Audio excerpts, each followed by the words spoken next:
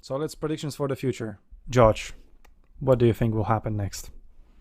Well, I mean, obviously, we've been looking for a very long time now at new factions to be added because that's the natural progression. You know, we see it with a lot of games that are similar or carry that same sort of line to Arena, like when you said with especially in the wargaming, where you saw it took a path very similar to World of Tanks and World of Warships. You know, they're always looking to add new nations in their case of their games.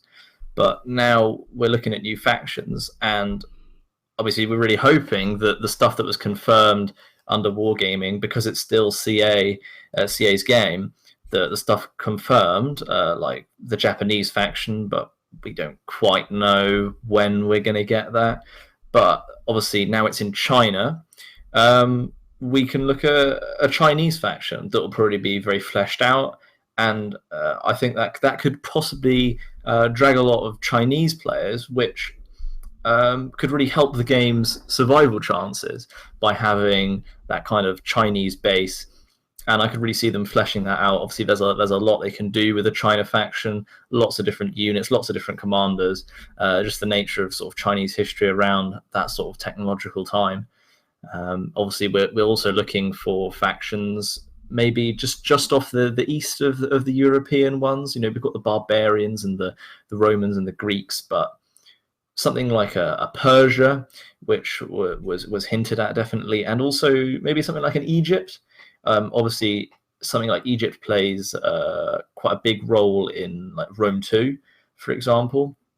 And so they've definitely got that sort of base idea of units and things they could add to a faction like that.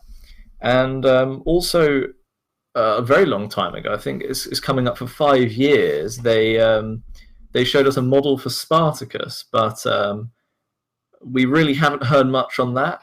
But if they continue down that line, they'd have to be quite creative with it. I think it's not an obvious choice of what faction they would join, or would they have their own faction. But certainly, if they can pull it off, I could see it being something really unique. So yeah, Spartacus has been confirmed. Japanese faction has also been confirmed. I'm really looking forward to it. I think it will be quite unique, especially since Japanese haven't really used handheld shields. They just had shields attached to their arms, for example, and that's how they were using them, how their armor was designed. So that can have, a nice impact on the game. We kind of have foxes already, but those guys are pretty much naked. So we'll see how samurai go and how they will play out, and all the other types of units that we can get from them, and unique generals like my boy Oda Nobunaga. And yeah, Spartacus has also been confirmed / teased, and it will probably come sooner or later. Sula has been, for example, teased during one of like Steam version videos, like very old video that just briefly showed Sula. Like, hey, how he will look like, and then everyone managed to even forget about Sula, and suddenly Sula is in the game. Oh yeah, there was that one video. Yeah. So, maybe go back to some old videos and you'll see more leaks.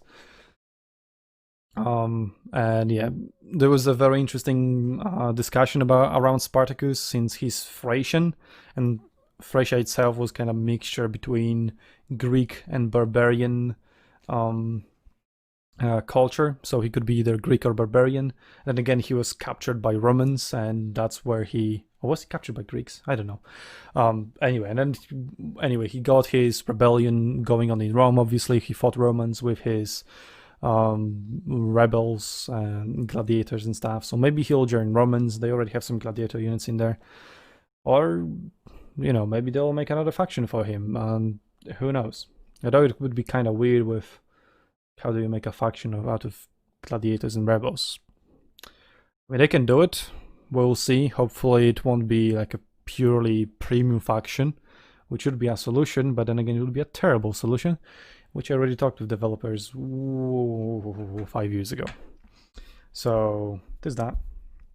And Chinese faction, I mean, the whole reason that deal with NetEase happened is because of successes of Three Kingdoms, and the initial deal with NetEase to publish Free Kingdoms in China. So yeah, Free Kingdoms have been a huge success in China. They love their own history apparently.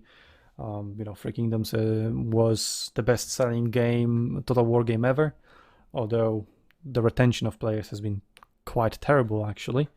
And after a few months, Warhammer 2 overtook it again as the players dropped out of Free Kingdoms.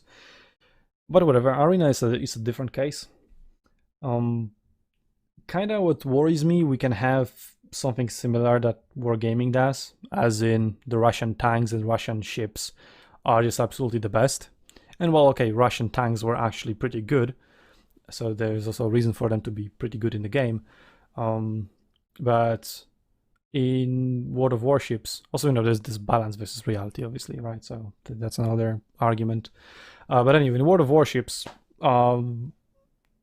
Russians has been sitting in a pretty good spot for a very long time, but now Wargaming is like, okay, let's introduce new battleship line. Let's give them the best armor, the fastest turret traverse, the biggest health pool, one of the best guns, great accuracy, great penetration. The downsides, they can only repair like 4 times a battle. Like you usually repair that many times anyway. So yeah, that's the drawback. Yeah, sure. So yeah, they have the best battleship by far. There was even like a very good video by Flamu, my favorite World of Warships content creator, where he does what is the best battleship in World of Warships, and he goes over every single battleship in World of Warships before Russian battleships were introduced. It was okay, this ship has disadvantages and disadvantages, and he presented all of them, and he couldn't reach a clear conclusion which is the best. And it's like, well, it's up to you depending on what you like. So it's kind of pretty good balance. And then Wargaming, Kremlin, the best battleship in the game. Thank you, goodbye, buy it. Right? I mean, you can grind it, or you can just spend some doubloons, convert some free XP, and get it immediately. So that you don't have to struggle for other, maybe a little bit worse ships, although they're all pretty good. Then I introduced Smolensk, clearly the best. What is it? I don't know what the warships have to do with Arena right now. I'm saying, let me finish the point. So they introduced Smolensk, and it's the best cruiser in the game. And what I'm afraid of is that since, Wargaming was a, not Russian company, right? And then they make Russians the best in their game. I'm afraid the same could happen in the Arena, where, since, it's Chinese and Chinese release and only for Chinese, let's make the Chinese faction by far the best. So I hope that doesn't happen, and that's my point, and that's what the Warships has to do with it. And World of Tanks, where Russians, ships and tanks are way stronger than they should be, and just break the balance and make a lot of people, not like the game because it's imbalanced, and just because of that. But hey, Russians, which is like a huge player base, get to enjoy their own national ships to be the strongest. So the player base is happy, right? Right? Not really. So yeah. Also, about the new factions, you've mentioned Egypt, George.